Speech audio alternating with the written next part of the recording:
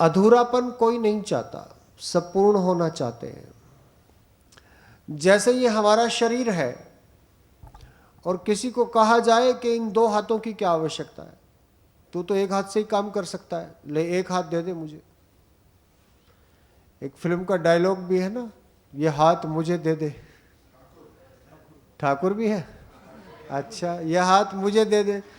तो ऐसा दुनिया में शायद ही कोई व्यक्ति मिले जो ये कहे कि हाँ मुझे 2 हाथों की आवश्यकता नहीं है, मैं अपना एक हाथ दे देता हूँ। वो कहेगा नहीं, आवश्यकता हो या नहीं हो, लेकिन मैं फिर भी अपने दोनों ही हाथ रखना चाहता हूँ, क्योंकि इन दोनों हाथों के रहने से ही मेरे जीवन की पूर्णता है, मेरे शरीर की पूर्णता है। ऐसे ही हमारे जीवन की पूर्णता केवल जो बाहर से दिखाई देने वाली चीजें हैं उन्हीं में नहीं है। एक विद्वान ने बहुत सुंदर भागों में बांटा है। उसने कहा जीवन के 3 स्तर बांट लीजिए, 3 स्तर। जीवन को अगर पूर्ण करना हो तो समझना पड़ेगा हमारा जीवन है कितना बड़ा, कितना गहरा, और बड़ा गंभीर विचार है ये, क्योंकि ये मनुष्य का जीवन इस संसार का सर्वश्रेष्ठ जीवन है और किसी में ये 3 विचार हो नहीं सकते। नहीं मानुषात श्रेष्ठ तरम ही किंचित, इस मनुष्य के जीवन से श्रेष्ठ और कुछ है ही नहीं। श्रेष्ठ तम की तो बात छोड़ो, श्रेष्ठ तर ही नहीं कुछ भी। तो उसने 3 विभाजन कर दिए कि मनुष्य के जीवन के 3 तल हैं, 3 सतह हैं, 3 लेयर्स हैं हमारी। पहला है जो हमारा शरीर दिखता है, दूसरा है जो हमारी बुद्धि है, और तीसरा है जो हमारी आत्मा है। दुख का विषय है कि हम सब पूर्णता चाहते हैं। दुख का विषय है हम सबको पता है कि अधूरापन अच्छा नहीं होता। हम सबको पता है कि अधजल गगरी छलकत जात। हम सबको पता है कि थोथा चना बाजे घना। आधा आधा अधूरा ज्ञान दुखदाई होता है, फिर भी हम केवल आधा अधूरा ज्ञान अपनी शिक्षा प्रणाली में दे रहे हैं। ये तो कोई चुने हुए 2-4 विद्यालय होंगे, आपके जैसे विद्यालय होंगे जो विद्वानों को बुला करके यहां मानसिक खुराक दे रहे हैं, नहीं तो आधा अधूरा ज्ञान परोसा जा रहा है। शरीर को कैसे ध्यान दें, बुद्धि को कैसे ध्यान दें और आत्मा की ओर कैसे ध्यान दें, इन तीनों की पूर्णता को प्राप्त करना, मैं समझता हूं जब हम सीख जाएंगे तब समझें कि हम शिक्षा के उद्देश्य को प्राप्त कर लेंगे। अभी तो हमें शरीर के बारे में ही नहीं पता, और इन तीनों के फिर 2-2 विभाग करता हूं मैं। ये मैंने अपने आप कर लिए हैं, उन्होंने तो 3 ही बताए थे, ये 2-2 मैंने कर लिए अपनी तरफ से। मैं इन तीनों के 2-2 विभाग करता हूं। शरीर के विभाग में केवल शरीर नहीं, शरीर और प्राण, ये 2 चीजें हैं, शरीर और प्राण। हमारा वैदिक सिद्धांत प्राणों को शरीर के सापेक्ष बलवान बनाने पर जोर देता है। ये प्राण जितने बलवान होते हैं शरीर उतना बलवान होता है, और या दूसरा पक्ष कह लो, शरीर जितना बलवान होता है प्राण भी उतने बलवान होते चले जाते हैं। आप दोनों में से किसी एक को पकड़ ले तो भी हो जाएगा काम, लेकिन दोनों को पकड़ ले तो फिर तो क्या ही कहने हैं। शरीर को बलवान बनाने के लिए भोजन भी आवश्यक है, शरीर को बलवान बनाने के लिए नैतिकता भी आवश्यक है, शरीर को बलवान बनाने के लिए नियमितता भी आवश्यक है, शरीर को बलवान बनाने के लिए व्यायाम भी आवश्यक है, खेलना कूदना भी आवश्यक है। शरीर को बलवान बनाने के लिए जो जो कुछ आवश्यक है वो सब आपको जानना चाहिए। यदि आप शरीर को स्वस्थ रखने के लिए, शरीर को बलवान बनाने के लिए, शरीर को ठीक रखने के लिए नियमों को नहीं जानते तो आपकी शिक्षा अधूरी है। क्यों बेटा, ये जो पीछे देख रहा, खड़ा हो ना, हाँ खड़ा हो जा। पीछे देख रहा था, अब मैं खड़ा कर दूंगा, देखो ऐसे। बताओ शरीर में कौन कौन से 2 तत्व बताए मैंने? अब नहीं बता चलेगा ना, पीछे देखने लग गया था। क्या था पीछे? मैं 17-18 साल अध्यापक रहा हूं, मुझे बच्चों को संभालना बहुत अच्छे से आता है। कोई सा इधर उधर मत देखना, फिर कहोगे जी हमें क्यों खड़ा कर रहे हो। तो मैं कह रहा हूं कि शरीर और प्राण ये दो तत्व है। हाँ, ये गुरु जी को ढूंढ रहा था। चलो, शरीर और प्राण ये दो तत्व हैं। आज दुनिया इस नतीजे पर पहुंच रही है। ये बात आप ये ना कहें स्वामी रामदेव जी ने प्राणायाम सिखाए सबसे पहले। हजारों वर्षों से इस देश में प्राणायाम करने की पद्धति चली आ रही है। हजारों वर्षों का तो लिखित इतिहास है मिला हुआ। और मैंने अपनी आंखों से एम्स दिल्ली के विभागाध्यक्ष का लिखा हुआ पर्चा देखा है, जिसमें उसने मरीज को प्राणायाम करने की सलाह दी है। और प्राणायामों के नाम लिखें कि आप ये प्राणायाम करें, आप ये ब्रीथिंग एक्सरसाइज करें, नाम लिख करके। मैंने अपनी आंखों से देखा एम्स का पर्चा। आज आधुनिक चिकित्सा पद्धति भी कह रही है कि शरीर को स्वस्थ रखने के लिए केवल दंड बैठक लगाने से, जिम जाने से काम नहीं चलेगा। आपको अनुलोम विलोम भी करना पड़ेगा, आपको भस्त्रिका भी करनी पड़ेगी, आपको कपालभाति भी करनी पड़ेगी, आपको बाह्य प्राणायाम भी करना पड़ेगा, आपको अभ्यंतर प्राणायाम भी करना पड़ेगा। तो शरीर और प्राण, इन दोनों के बारे में यदि आप नहीं जानते, यदि आप नहीं समझते, यदि आप नहीं सीखते, तो आप समझें कि आप अधूरी शिक्षा प्राप्त कर रहे हैं। आपको इसके बारे में भी जानना चाहिए। दूसरी बात है हमारी बुद्धि, जिसको हम माइंड कहते हैं। बुद्धि, मैं इसके भी दो विभाग कर देता हूं, एक मन और एक बुद्धि। एक बुद्धि है जिसमें हम सूचनाएं इकट्ठी कर सकते हैं। इसको यूं समझे कि जैसे हमारे कंप्यूटर में दो तरह की मेमोरी होती है, दो तरह की मेमोरी होती है। एक जिसमें स्टोर करके रखा जाता है, और एक जो डाटा को एनालाइज करती है, जो चलती रहती है, जो काम करती रहती है। अब आजकल फोन खरीदते हैं तो क्या पूछते हैं कि हमारा 8 GB का रैम तो कम से कम होना चाहिए। मैंने पूछा अपनी बेटी से जब वो फोन खरीदने गई कि पिताजी 12 GB रैम वाले आ रहे हैं, वो दिलवाओ।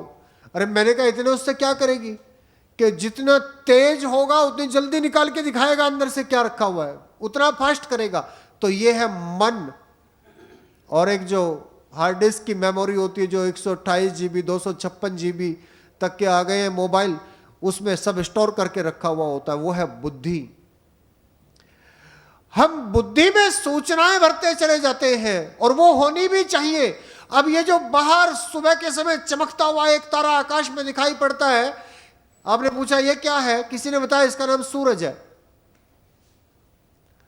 अब ये तो सूचना ऐसी की ऐसी है, ये तो ऐसी की ऐसी इकट्ठी करनी पड़ेगी, और उनके बिना काम चलेगा नहीं। आप समझें कि ये क्या है, घड़ी है। ये आपने जान ली और दिमाग में बैठा लिया कि ये घड़ी है। इससे मिलते जुलते जितने सामान होंगे जो हाथ में बंधे हुए होंगे, उनका नाम क्या होगा, घड़ी। आपने समझ लिया, ये सूचनाएं हैं। हमारे देश का नाम भारत है, ये सूचना है। हम जिस महाद्वीप में रहते हैं उसका नाम एशिया है, ये सूचना है। हमारे 3 तरफ हिंद महासागर फैला हुआ है, एक तरफ अरब की खाड़ी है, एक तरफ बंगाल की खाड़ी है, और नीचे हिंद महासागर है, समुद्र फैला हुआ है। ये सूचना है। ये जानकारियां हमारी बुद्धि में होनी चाहिए, लेकिन उसके साथ साथ हमारे मन के द्वारा किए जाने वाले विचार भी तो अच्छे होने चाहिए। आज शिक्षा का पूरा जोर व्यक्ति की बुद्धि के अंदर सूचनाएं फिट कर देने पर है। आज की शिक्षा का पूरा जोर, पूरी ताकत इस बात के लिए लगी हुई है कि कौन कितनी ज्यादा सूचनाएं इसके अंदर भर दे। और सही बात है, कंपटीशन का जमाना जब बढ़ता जा रहा है, कंपटीशन में आप जाएंगे लिखने के लिए, तो वहां आपसे ये बातें कोई नहीं पूछेगा जो मैं बता रहा हूं। वहां तो आपसे यही पूछेंगे कि बताइए भारत की समुद्री सीमा कितनी है, भारत में पर्वत कितने वर्ग मील क्षेत्र में फैले हैं, भारत का जंगल का कितना इलाका है, कौन सा राज्य सबसे ज्यादा जनसंख्या में है, कौन सा राज्य सबसे कम जनसंख्या में है, क्षेत्रफल की दृष्टि से कौन बड़ा है। और क्षेत्रफल की दृष्टि से कौन छोटा है, पहले प्रधानमंत्री कौन हुए, दूसरे राष्ट्रपति कौन हुए, ये सब सूचनाएं हैं, ये बुद्धि में इकट्ठी होती हैं, कई प्रकार से होती हैं, और आप याद कर करके इनको इकट्ठा करते रहते हैं। लेकिन एक दूसरी चीज भी हमारी बुद्धि के साथ जुड़ी हुई है, जिसको हम मन कहते हैं, जिसको हम मन कहते हैं, जो विचार करता है। अगर आपके मन में एक छोटी सी बात नहीं आई तो अधूरापन रह जाएगा, अधूरापन रह जाएगा।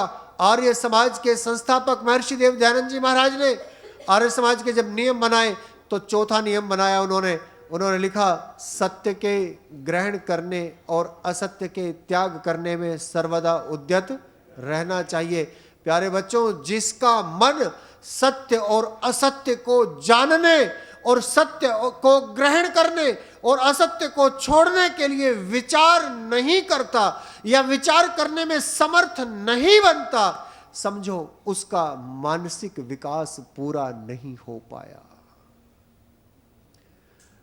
मैं केवल सूचनाओं के इकट्ठे करने को मानसिक विकास की संज्ञा नहीं दे सकता, वो भी होनी चाहिए, उनके बिना भी अधूरापन है। हमें जानकारी होनी चाहिए, आसपास की सब चीजों की जानकारी होनी चाहिए। अगर नहीं जानकारी होगी तो काम कैसे चलेगा, नई जानकारी होगी तो हम मोबाइल कैसे चलाएंगे, नई जानकारी होगी तो हम कंप्यूटर कैसे चलाएंगे, नई जानकारी होगी तो जो अभी बात बता रहे थे, अच्छे डॉक्टर, अच्छे इंजीनियर, अच्छे वैज्ञानिक, ये सब कैसे बनेंगे। और वो भी तो चाहिए हमें, हमारे समाज को।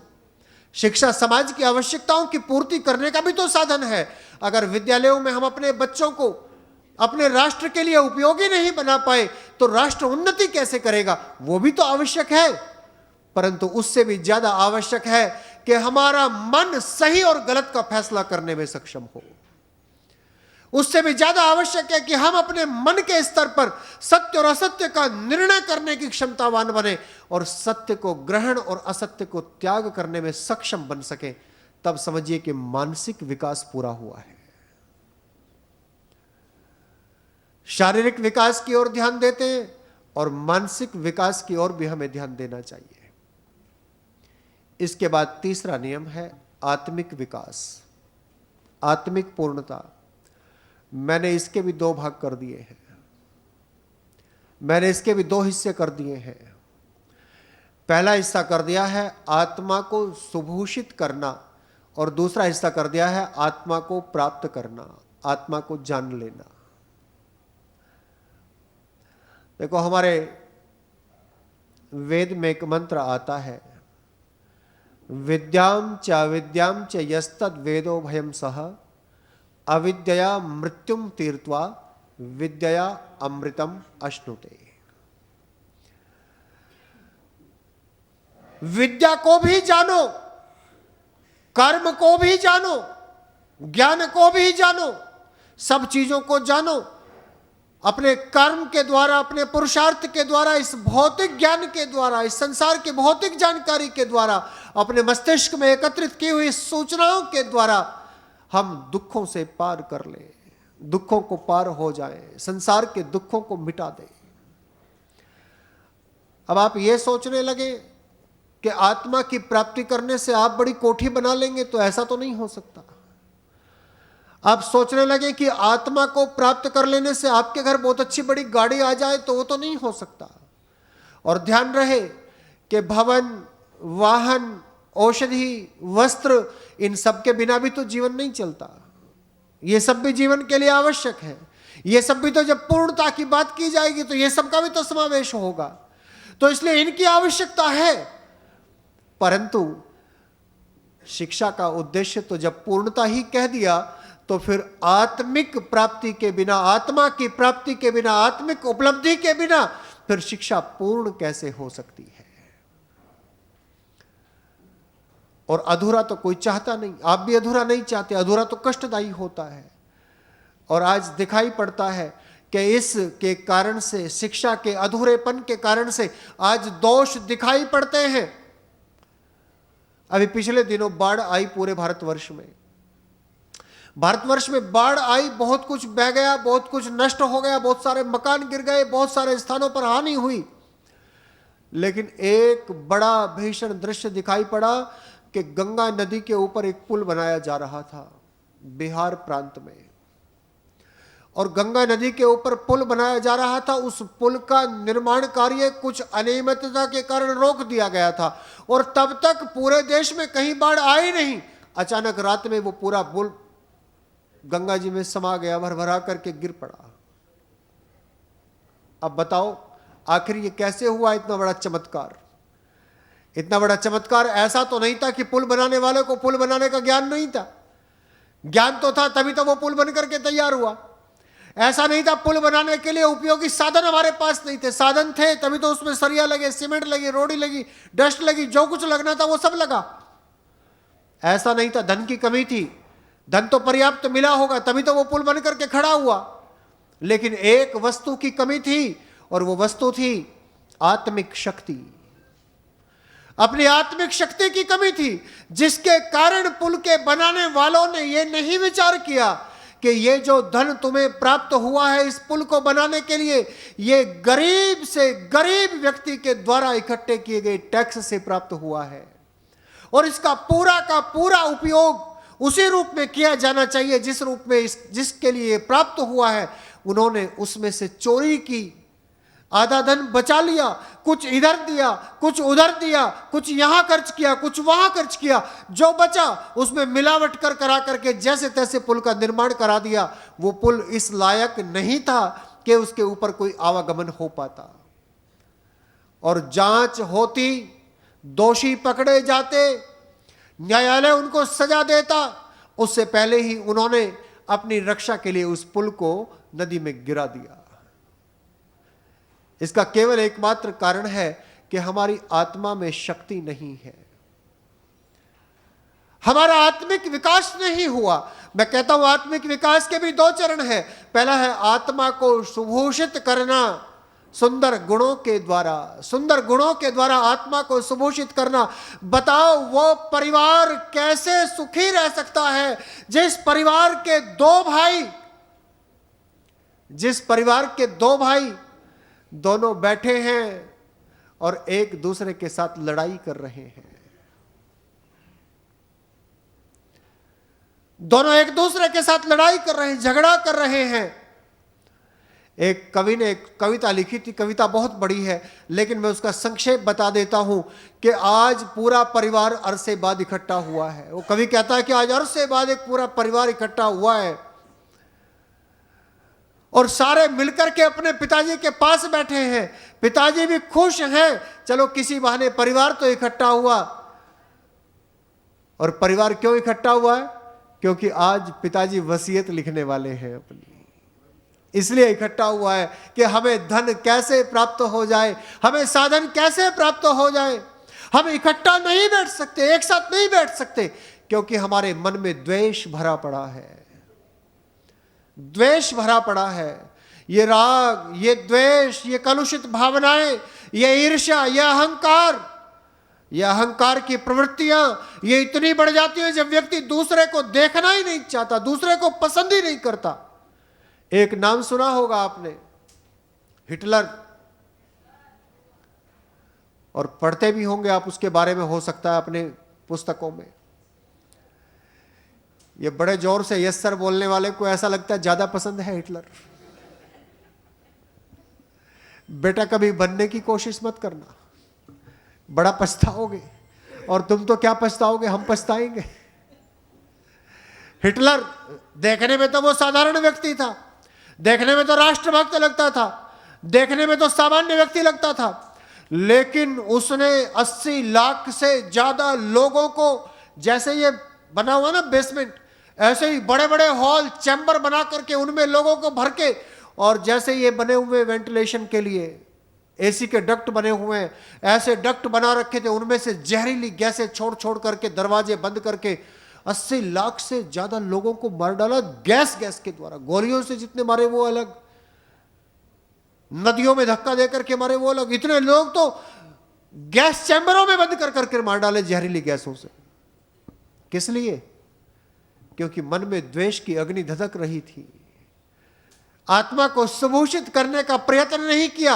आत्मा सुभूषित होती है प्रेम से, आत्मा सुभूषित होती है त्याग से, आत्मा सुपोषित होती है परस्पर एक दूसरे को सहयोग करने से, सेवा करने से। ये जितने उच्च गुण बताए जाते हैं, जिन उच्च गुणों के कारण कोई व्यक्ति मानव कहला सकता है, मनुष्य कहला सकता है, जिससे उसकी संज्ञा मानव हो सकती है, मानवता हो सकती है।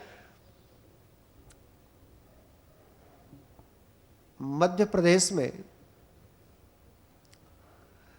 एक प्राचीन काल की बात है, रियासत थी। एक राजा के दीवान बूढ़े हो गए। एक राजा के दीवान का मतलब मंत्री, प्रधानमंत्री या मुख्यमंत्री कह लीजिए राजा के, वो बूढ़े हो गए। उन्होंने अपना पद छोड़ने की इच्छा जाहिर की। राजा ने कहा चलो रिटायरमेंट लेना ही चाहते हो तो ले लो, कोई बात नहीं, काम बहुत ज्यादा रहता है, पर अपने जैसा एक अच्छा व्यक्ति ढूंढ करके राज्य को दो पहले, तब आपको रिटायरमेंट मिलेगी। अब बड़ी समस्या आई। लिखित परीक्षा ली गई योग्यता के लिए। लिखित परीक्षा में 200 व्यक्ति चुन लिए गए। शारीरिक परीक्षा ली गई, शरीर से स्वस्थ हो 150 व्यक्ति चुन लिए गए। राज कार्य की परीक्षा ली गई कि जो राजा के कार्य करने में ठीक हो, जिसको ये काम आता हो। अब 100 व्यक्ति चुन लिए गए। अब 100 व्यक्तियों में से एक चुना जाना है। तो अगले दिन के लिए उनको लक्ष्य रखा गया कि यहां राजधानी से 10 किलोमीटर दूर पहाड़ में एक मंदिर है, वहां तक आपको पैदल जाना है और भगवान की पूजा करके आनी है। वे 100 व्यक्ति चलने लगे। जब 100 व्यक्ति जाने लगे तो रास्ते में देखा कि एक जगह पर एक गाड़ी कीचड़ में फंसी हुई है और एक किसान है कि अपने बैलों को मार रहा है जोर जोर से और निकालने का प्रयास कर रहा है, निकालने की कोशिश कर रहा है। तो आपको जानकर के आश्चर्य होगा, क्योंकि जब प्रधानमंत्री बनने के लिए या मुख्यमंत्री बनने के लिए या दीवान बनने के लिए कोई व्यक्ति इंटरव्यू देने आता है तो वो साधारण तो नहीं होता, बहुत पढ़ा लिखा होगा। पढ़ना लिखना उस समय उच्च परिवारों की व्यवस्था होती थी, धनवान परिवारों की व्यवस्था होती थी। जिसने सब तरह का ज्ञान प्राप्त किया हो, विश्वविद्यालय में पढ़ा हो, तो बड़े कम लोग होते थे उस समय ऐसे। और पूरे देश भर से इकट्ठा किए हुए लोग थे, बड़े कुलीन लोग थे, बड़े शर्ट पैंट कोट टाई वाई लगा करके सुसज्जित थे और सब जा रहे थे, लेकिन रास्ता बच करके जा रहे थे, कहीं कीचड़ हमारे कपड़ों को खराब ना कर दे। एक व्यक्ति ने देखा, उन 100 व्यक्तियों में से एक व्यक्ति ने देखा और देख करके कहा, भाई क्या बात, कैसे परेशान हो रहे हो? उसने कहा, महाराज मुझे अभी प्रातःकाल मंडी में पहुंचना है अपना सामान लेकर के, फसल लेकर के, और चूंकि 10 बजे प्रातःकाल मंडी बंद हो जाती है, उससे पहले पहुंचना है और मेरी गाड़ी कीचड़ में फंस गई है, मैं बड़ा परेशान हूं। तो उसने कहा, बताइए अब कैसे निकलेगी? उसने कह दिया, आप थोड़ा सा सहारा लगवा दे, कुछ मैं लगाता हूं, कुछ बैल लगाएंगे तो हो सकता है गाड़ी निकल जाए। उस व्यक्ति ने अपने जूते उतारे, उस व्यक्ति ने अपने कपड़े समेटे और समेट करके कीचड़ में उतर गया और उतर करके अपने हाथ से सहारा लगाया, जोर से सहारा लगाया, कुछ उस किसान ने लगाया, गाड़ी निकल गई, पार हो गई। वो व्यक्ति हाथ मुंह धो करके, चूंकि अब वापसी आने का समय हो गया था, वहां तक पहुंच नहीं पाया, मंदिर तक नहीं जा पाया। जब वापसी आने का समय हो गया, राजभवन का, राजमहल में जाने का समय हो गया, कपड़े खराब हो गए थे, कपड़े भी बदलने थे, जल्दी जल्दी चल के वापस आया और जब वापसी आ गया, राजभवन में पहुंच गया, लोगों की धड़कनें बढ़ी हुई थी कि किसका नाम पुकारा जाएगा। आखिर राज्य के दीवान जब आए तो लोगों को देख करके बड़ा अचंभा हुआ कि ये बूढ़ा व्यक्ति तो कहीं देखा देखा लग रहा है। और जब दिमाग पर जोर डाला तो पता लगा, अरे इसकी तो गाड़ी सुबह कीचड़ में फंसी हुई खड़ी हुई थी।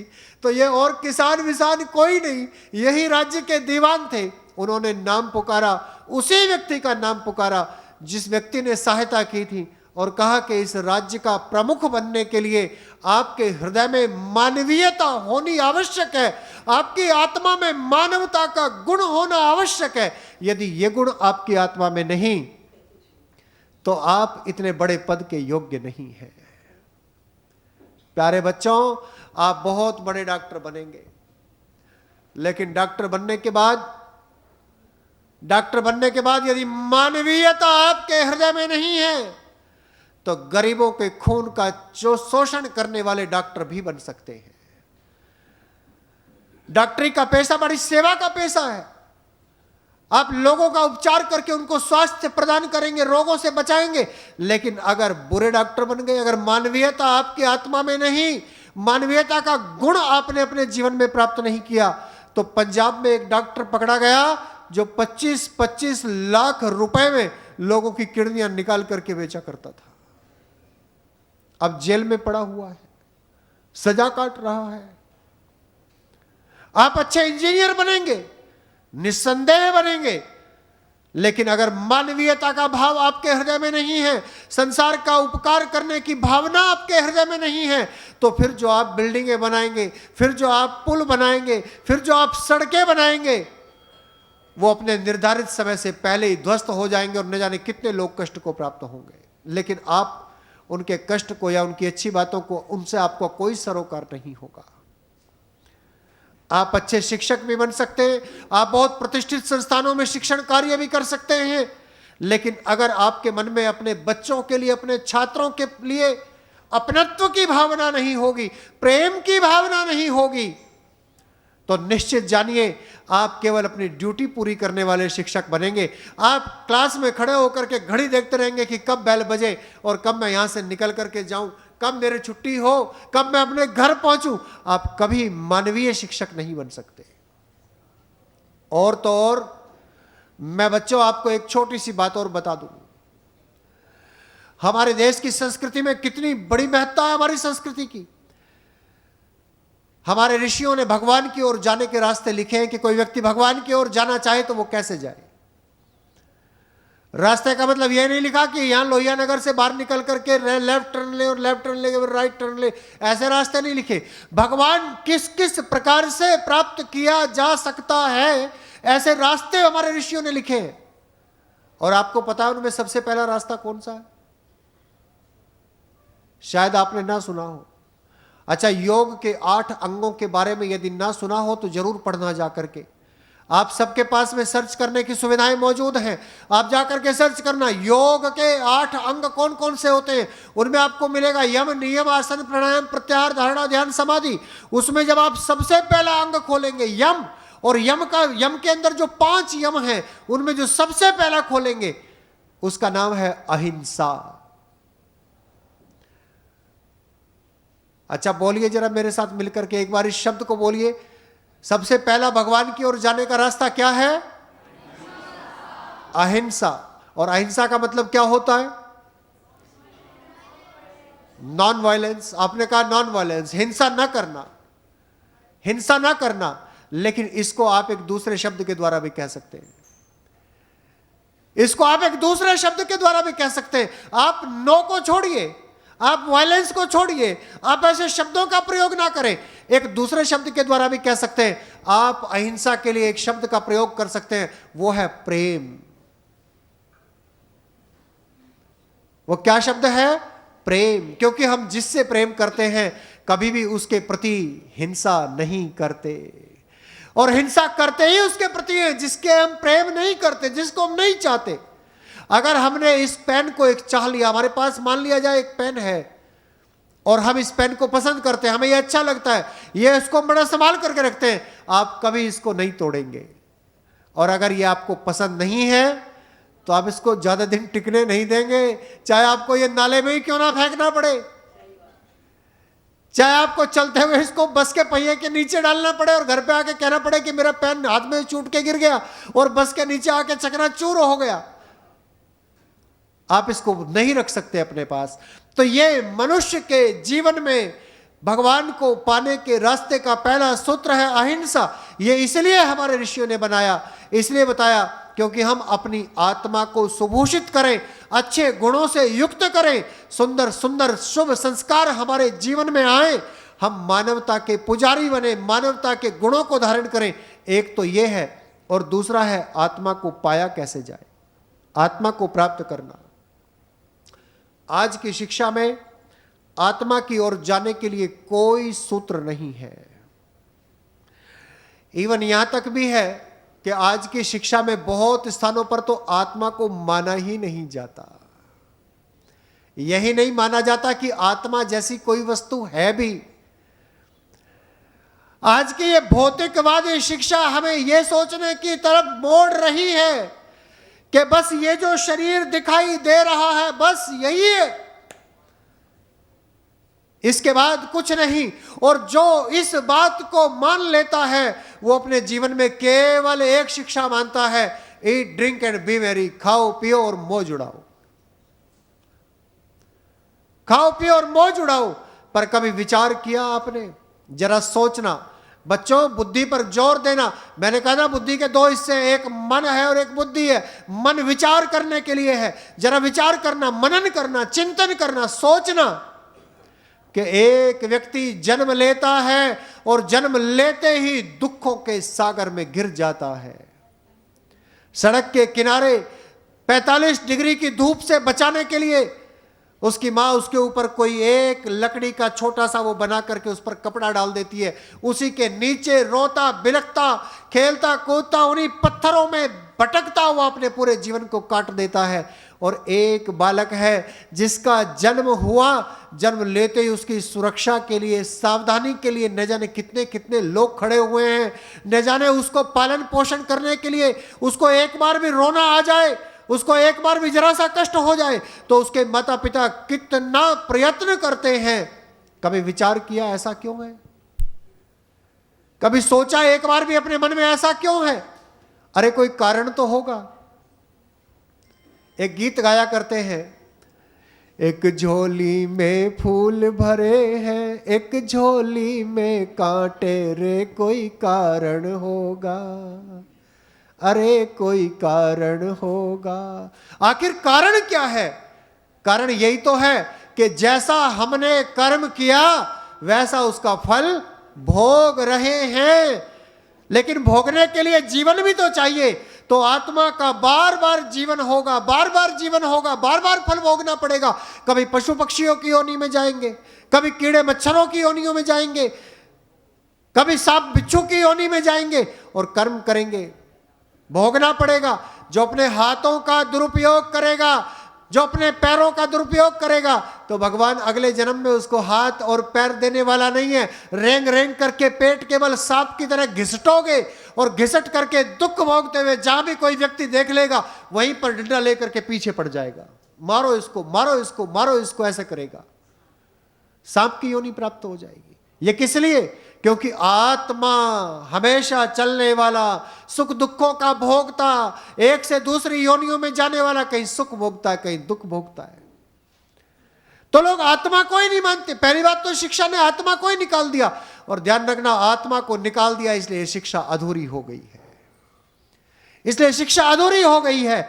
आत्मा को प्राप्त करना ये जीवन का अंतिम लक्ष्य है। ये जीवन का अंतिम लक्ष्य है। हमारे शास्त्र कहते हैं यतो अभ्युदय निश्रेय सिद्धि सधर्म, जिससे अभ्युदय और निश्रेयस दोनों की सिद्धि हो, अर्थात इस संसार में सुख पाने के जितने साधन हैं उनकी हम प्राप्ति करें, और इसके बाद हमारी आत्मा को प्राप्त करके जन्म मरण के बंधनों से छूट करके मोक्ष की प्राप्ति के लिए विद्या अमृतम अश्नुते, उसको भी हम जाने, उसको भी हम प्राप्त करें, उसके रास्ते को भी तो समझें, उसके रास्ते का भी तो विचार किया करें, तब हमारी शिक्षा की पूर्णता होती है। शिक्षा का उद्देश्य है जीवन को पूर्ण बनाना। शिक्षा का उद्देश्य है मनुष्य को पूर्णता का ज्ञान देना, और पूर्णता का ज्ञान इन 3 स्तरों को समझे बिना सफल नहीं हो सकता। हमारे शरीर को कैसे स्वस्थ बनाना है, उसके लिए शरीर और प्राण को कैसे ठीक रखना है, हमारे बुद्धि को कैसे स्वस्थ बनाना है, उसके लिए मन और बुद्धि दोनों को ठीक रखना है, और हमारी आत्मा को कैसे प्राप्त करना है, उसके लिए आत्मा को सुंदर संस्कारों से युक्त करना और आत्मा की प्राप्ति के लिए उपयोग करना, यह भी हमें करना है। अब इसके लिए करें क्या? समय बहुत तेजी से दौड़ रहा है, मैं जल्दी से अपनी बात को समाप्त करता हूं। अब इसके लिए करें क्या? देखो, शरीर को स्वस्थ बनाने के लिए तो नियमित दिनचर्या आवश्यक है, अच्छा भोजन आवश्यक है, और व्यायाम या परिश्रम आवश्यक है। इन 3 नियमों से स्वस्थ बनाया जा सकता है। बुद्धि को स्वस्थ बनाना हो, बुद्धि को ठीक रखना हो तो सत्संग आवश्यक है, स्वाध्याय आवश्यक है और चिंतन आवश्यक है। इन 3 उपायों के द्वारा स्वस्थ बनाया जा सकता है। लेकिन आत्मा को सुंदर बनाना हो तो क्या किया जाए? लेकिन आत्मा को सुंदर बनाना हो तो क्या किया जाए? आत्मा को सुंदर बनाने के लिए एक ही उपाय आवश्यक है। आत्मा को ठीक रखना हो तो एक ही उपाय आवश्यक है। आत्मा को ठीक रखना हो तो बस इसको परमात्मा के साथ जोड़ दो। इस बात का ध्यान रखना। कई बार लोग जब पूजा पाठ करते हैं, उपासना करते हैं, भगवान का भजन करते हैं, ईश्वर की उपासना करते हैं, संध्या करते हैं, यज्ञ करते हैं, तो कुछ लोग उनका मजाक उड़ाते हैं और उनको कहते हैं देखो ये क्या पोंगापंथी कर रहा है, देखो ये क्या कर रहा है। पर ध्यान दीजिएगा, जैसे भोजन ना करें तो शरीर कमजोर हो जाता है, वैसे ही आत्मा को अगर भोजन ना कराएं तो आत्मा कमजोर हो जाती है। और आत्मा का भोजन परमात्मा की उपासना के सिवा और कुछ नहीं हो सकता।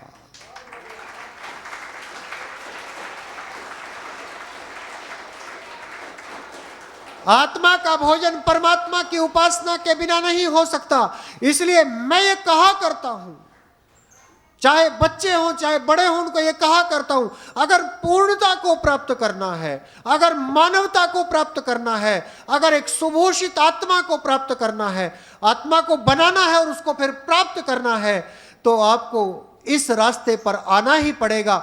परमात्मा की उपासना के बिना, परमेश्वर की उपासना के बिना, उस अनंत शक्तिशाली, उस महान, सर्वज्ञ, सर्वव्यापक, सर्वांतर्यामी ईश्वर की उपासना के बिना और कोई मार्ग नहीं है जो आत्मा को सुभूषित कर सके और आत्मा की प्राप्ति में सहयोगी बन सके।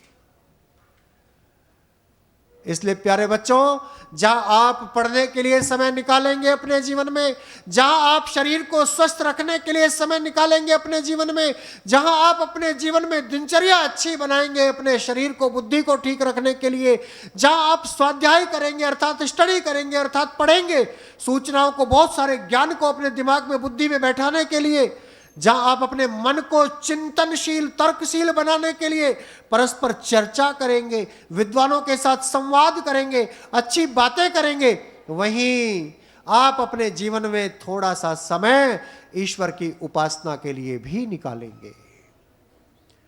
और यदि आपको ज्यादा नहीं आता, यदि आपको ज्यादा कुछ नहीं पता, तो मैं बस एक छोटा सा मार्ग बता देता हूं।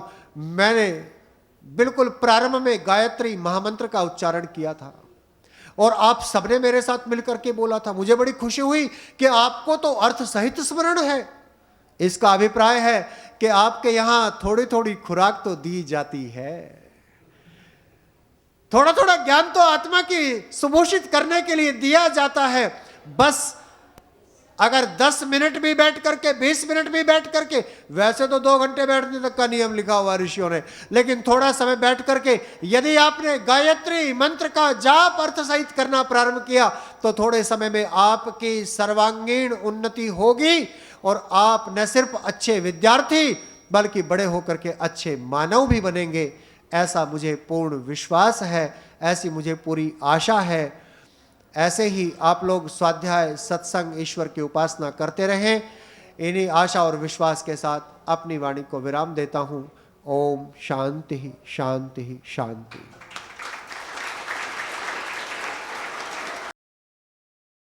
100 से अधिक देशों में देखा जाने वाला सर्वाधिक लोकप्रिय और सबसे अधिक फॉलोअर्स के साथ पूरी दुनिया में आर्य समाज के विचारों का प्रचार करने वाला एकमात्र चैनल वैदिक प्रचार।